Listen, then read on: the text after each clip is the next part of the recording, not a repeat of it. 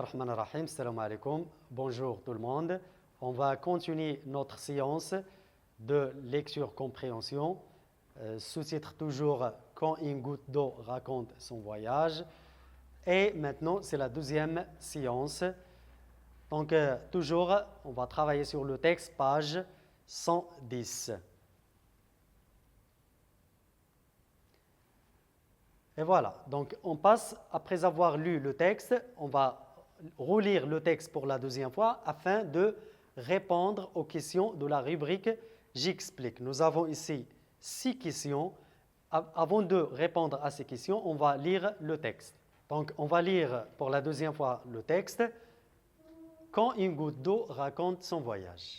Une goutte d'eau parle de son voyage, écoutons-la. Poussé par le vent, ignorant les frontières tracées par les hommes, je suis rejointe dans le ciel par des milliards d'autres gouttelettes évaporées. Nous formons alors, pour un temps, la grande famille des nuages. Bientôt, nous nous séparons pour reformer ailleurs, un autre jour, d'autres nuages. Je franchis alors plusieurs milliers de kilomètres. Quand je m'élève, ma température baisse d'environ 1 degré Celsius tous les 200 mètres. Il arrive donc un moment où je me cristallise en glace.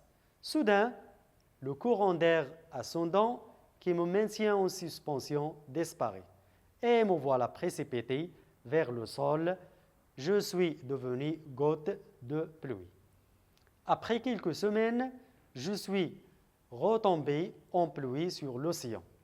Mon existence ne serait-elle qu'un va-et-vient entre l'océan et les nuages, entre les nuages et l'océan? Heureusement non. Emporté par un courant marin, j'ai finalement rejoint la banquise en formation. À la satisfaction de découvrir un autre milieu a pourtant succédé la déception.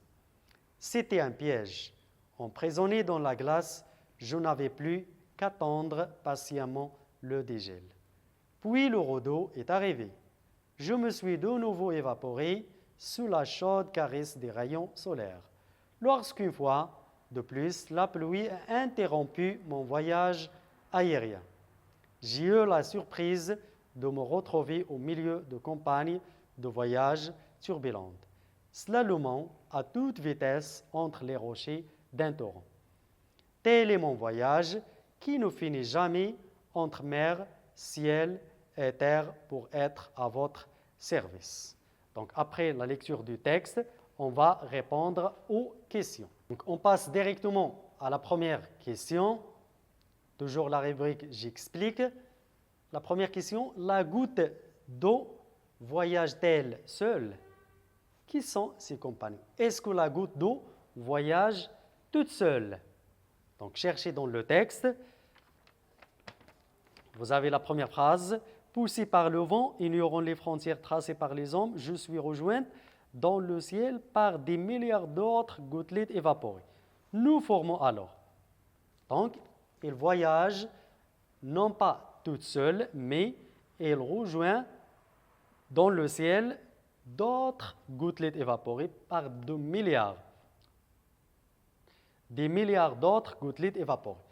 Qui sont ses compagnons? Donc, des autres gouttes ou bien gouttelettes évaporées. Elles s'accompagnent pour faire un voyage ensemble. Deuxième question. Qui forme la grande famille des nuages? Cette grande famille des nuages, elle est formée, elle est constituée de qui? Donc, toujours dans le premier paragraphe, nous formons alors, c'est la goutte d'eau qui parle, nous formons alors pour un temps la grande famille des nuages. Nous, c'est-à-dire les gouttelettes ou bien les gouttes d'eau évaporées dans le ciel. La grande famille des nuages, elle est formée par les gouttelettes évaporées. La troisième question, pourquoi la goutte d'eau est-elle précipitée vers le sol? Pourquoi la goutte d'eau est-elle précipitée vers le sol? Donc, toujours la fin du premier paragraphe, pour répondre à la troisième question, nous avons soudain le temps le courant d'air ascendant qui me maintient en suspension disparaît et me voilà précipité vers le sol. Je suis devenu goutte de pluie. Donc pourquoi la goutte d'eau est-elle précipitée vers le sol? Parce que l'air ascendant, le courant d'air ascendant qui maintient cette goutte en suspension dans le ciel, il disparaît. Je répète la réponse. La goutte d'eau est précipitée vers le sol parce que le courant d'air ascendant disparaît. Il ne tient plus la goutte d'eau en suspension dans le ciel. La quatrième question. Qu'arrive-t-il à la goutte après quelques semaines? Qu'arrive-t-il à la goutte après quelques semaines? On passe au paragraphe 2. Après quelques semaines, je suis retombé en pluie sur l'océan. La première phrase du deuxième paragraphe. Après quelques semaines, je suis retombé en pluie sur l'océan. Donc, qu'est-ce qu'il arrive à la goutte après quelques semaines? Elle retombe en pluie sur l'océan. Retomber pour la deuxième fois. En pluie sur l'océan. C'est la pluie. Il pleut. Lorsqu'il pleut, après quelques semaines, il pleut. Donc, la goutte d'eau retombe sur, arrive ou bien atteint l'océan. Après, bien sûr, après la pluie, après quelques temps, après quelques semaines, cette goutte d'eau traverse un long chemin pour atteindre l'océan. Cinquième question. Tout le voyage suffit-il en une seule saison? Est-ce que tout le voyage suffit en une seule saison seulement? Donc, dans le texte, on a commencé par la pluie. Le troisième paragraphe, puis le radeau est arrivé, je me suis de nouveau évaporé sous la chaude caresse des rayons solaires. Nous avons passé à une autre saison, donc les 4 saisons de l'année. Et non pas, il s'agit dans ce voyage de toute l'année. La pluie, l'été, etc. Et ainsi de suite. Elle refait son voyage, il continue son voyage. Donc ce voyage ne se fait pas en une seule saison, mais de 4 saisons. Et la dernière question, dans quel but la goutte d'eau attend-elle patiemment le dégel? Dans quel but la goutte d'eau attend patiemment le dégel? Pourquoi elle attend le dégel? Regardez le deuxième paragraphe, la fin du deuxième paragraphe. À la satisfaction de découvrir un autre milieu a pourtant succédé la déception. C'était un piège. Emprisonné dans la glace, je n'avais plus qu'à attendre patiemment le dégel. Donc, elle attend le dégel, elle attend le soleil pour l'évaporation et pour qu'il rejoigne le ciel. Elle est en glace, elle attend le dégel pour s'évaporer et rejoindre le ciel et rejoindre ses compagnons de la première question, les autres gouttelettes. Donc nous avons répondu à ces questions.